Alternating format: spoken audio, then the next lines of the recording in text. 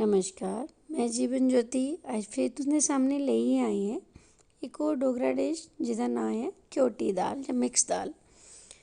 इसे बनाने आस्तै मैं चने दी दाल ले ली, मांह् दी दाल ले ली ते एह् थोड़े हारे राजमांह् ले ले न। चने दी दाल में निक्की कटोरी लेदी, कन्नै ले लिया मैं थोड़ा हारा अदरक, 4-5 कलियां लहसन दियां। पानी में रखी दित्ता गर्म करने गी ते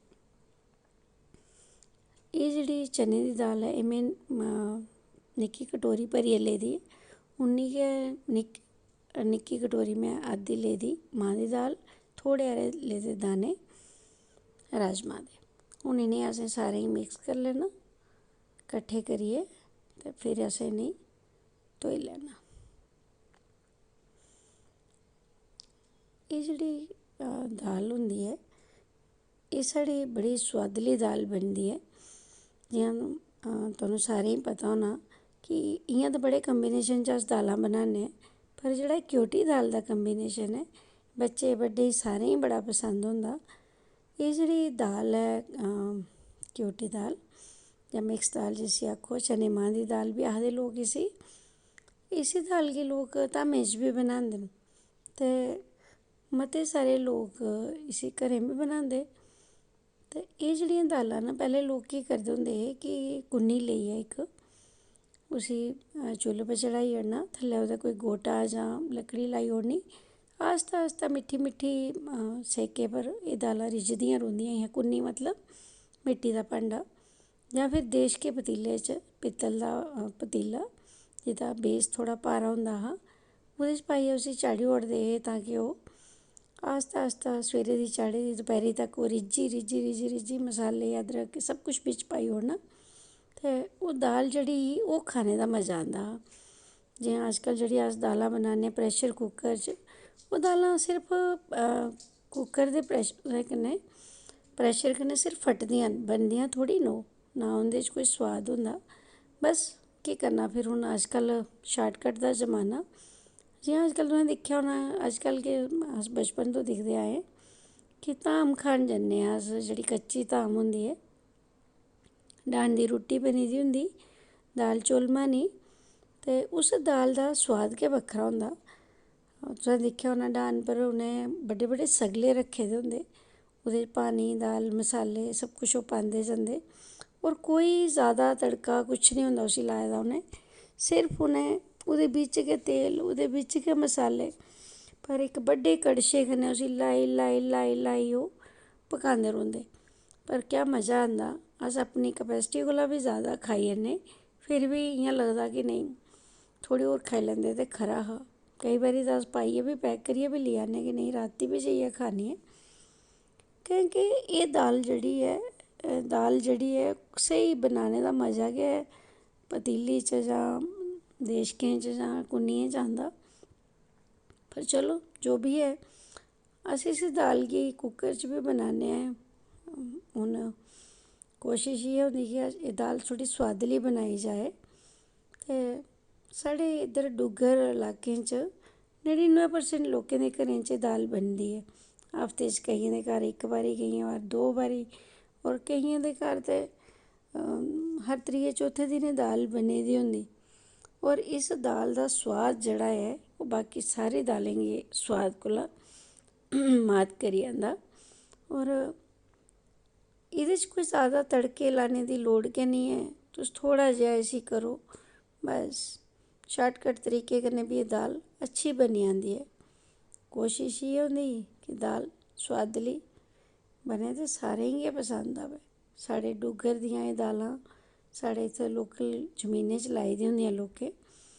जियां में अपनी दादी दी गल्ल करां ते एह् जेह्ड़ी चने दी दाल ही ओह् इसी घर बनांदियां हियां। काले चने लांदे हे, चक्की च इसी दली लैंदे हे ते बड़ा गै मज़ा आना। इस दाल दा मांह् दी दाल बी साढ़े घरें लगदी ही, उसी बी दालमां मां निक्की चक्की रक्खी दी होंदी ही, ओह्दे च करियै बनांदे हे। पर पैह्ले जमाने दियां गल्लां, मेह्नत बड़ी ही। इस दाल गी हून में धोई लैत्ता, तोआड़े कन्नै गल्लां करदे करदे मेरा कुकर दा पानी बी खरकी गेआ।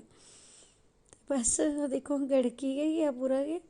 हून एह् में दाल एह्दे च पाई दित्ती जेह्ड़ी असें धोती दी ही ते एह्दे एह्दे च गै असें जेह्ड़े साढ़े मसाले न एह् बी असें थुआढ़े सामनै थोह्ड़े थोह्ड़े करियै पांदे जाना। और तुस इस तरीके कन्नै दाल कदें बनाइयै दिक्खेओ। एह् दाल भी मुहां नहीं छुड़कदी। इसी दाल गी बनाने आस्तै एह् जेह्ड़ा साढ़ा लस्सन ऐ इसी तुस सिद्धा बी साबत बी पाई सकदे हो, पर में इसी थोह्ड़ा जेहा ना दरगट कट्टी लैना, मतलब दरड़ा कट्टी लैना, इसी मोटा मोटा कुट्टी लैना ताकि एह्दा जेह्ड़ा असर ऐ ओह् बिच्च निकली जाए। ते इ'यां गै करियै में लस्सन बी अदरक बी इ'यां गै करियै कुट्टी लैना।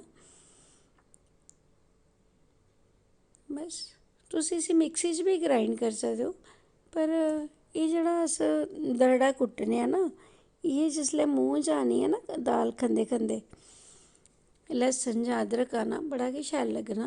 एह्दे 2 मोटियां लाचियां एह् बी में थोह्ड़ी हारी कुट्टियै इसी में खोह्लियै पाई देना ताकि एह्दा बी सोआद पूरा बिच्च रची जाए।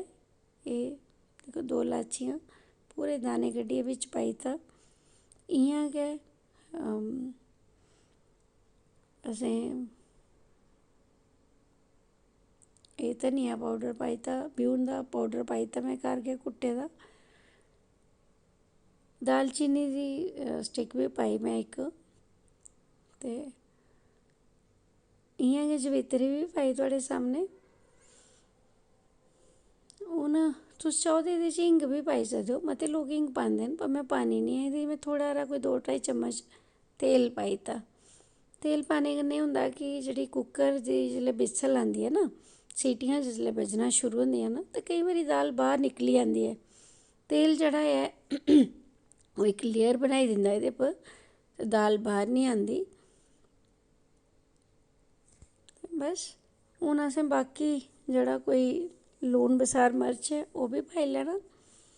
एह् में एह्दे च पैह्लें इक लौंग पाई लेआ, मेथरे पाई ले थोह्ड़े हारे, ते कन्नै गै पाई लैना जीरा जरा सारा,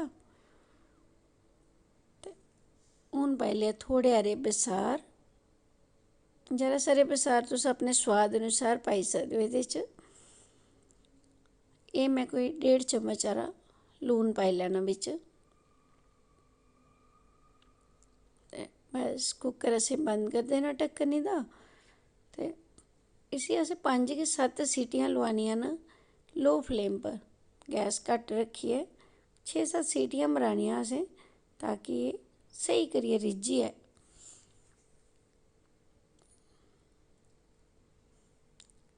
दाल साढ़ी 6-7 सीटियें दे बाद में खोह्लियै तुहानूं दस्सनी आं। दिक्खो दाल दा रंग किन्ना अच्छा आया, होर जिसलै सीटियां बज्जना शुरू होइयां मेरे घर च पूरे मसालें दी खुशबू इ'यां फैली दी ऐ कि अज्ज ते म्हल्ले आह्लें गी बी पता लग्गी गेआ होना कि केह्ड़ी दाल बना दी ऐ। इसी तुसें कड़छी मारियै थोह्ड़ा हारा दाल गी शैल करियै ओह् करी लैना, मिंदी लैना। वैसे एह् रिज्झी गेदी ऐ, दिक्खो पूरी रिज्झी गेदी ऐ। इसी असें पतीले च कड्ढी लैना। असें हून इसी कुसै तड़का जेह्ड़ा लाना असें एह् तड़का पैन कन्नै गै लाना। इस तड़के दा ते जेह्ड़ा अस दूआ सिद्धा तड़का पतीले जां कड़ाही च लान्ने आं उस तड़के दा ते इस तड़के दा जमीन आसमान दा अंतर होंदा।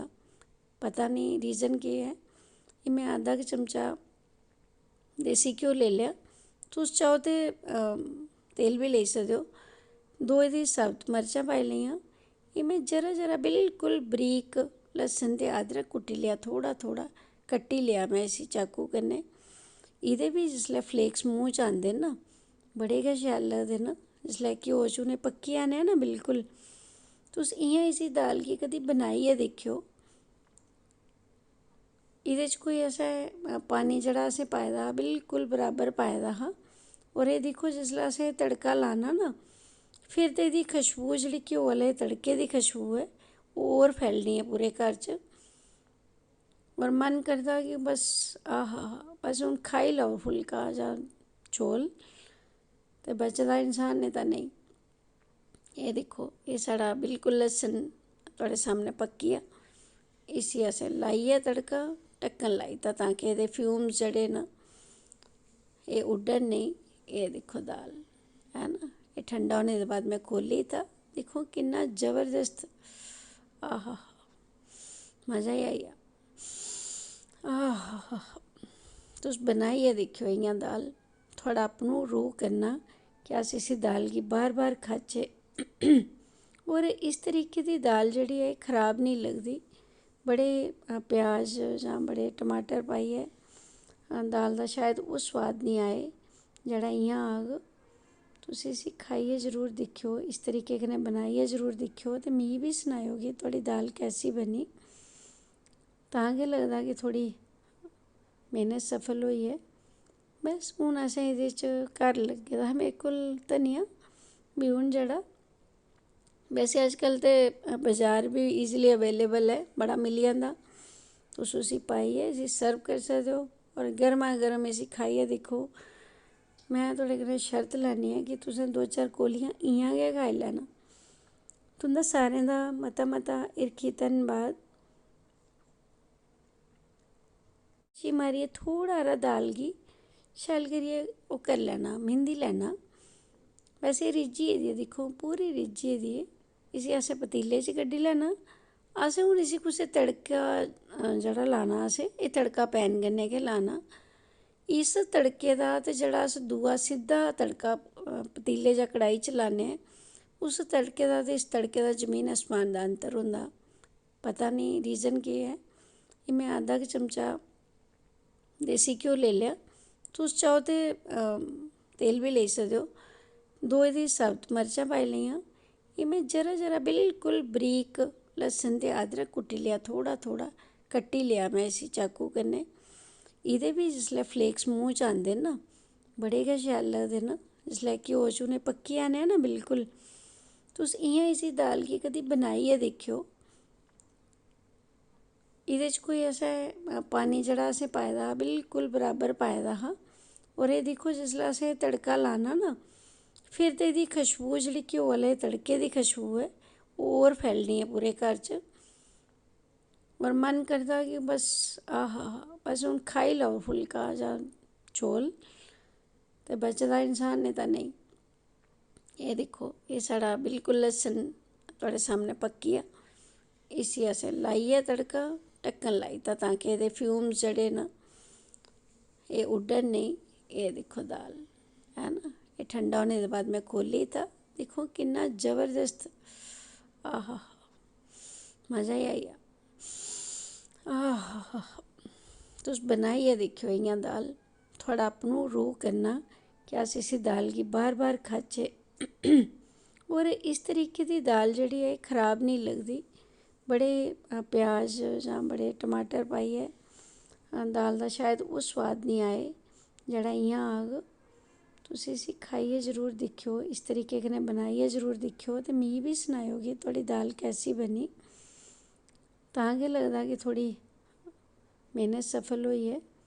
बस हून असें एह्दे च घर लग्गे दा हा मेरे कोल धनिया ब्यून जेह्ड़ा, वैसे अज्जकल ते बाजार भी ईजली अवेलेबल है, बड़ा मिली जंदा। तुस उसी पाइयै इसी सर्व करी सकदे हो और गर्मा गर्म इसी खाइयै दिक्खो। मैं थुआढ़े कन्नै शर्त लान्नी आं कि तुसें 2-4 कोलियां इ'यां गै खाई लैना। तुं'दा सारें दा मता मता हिरखी धन्नबाद।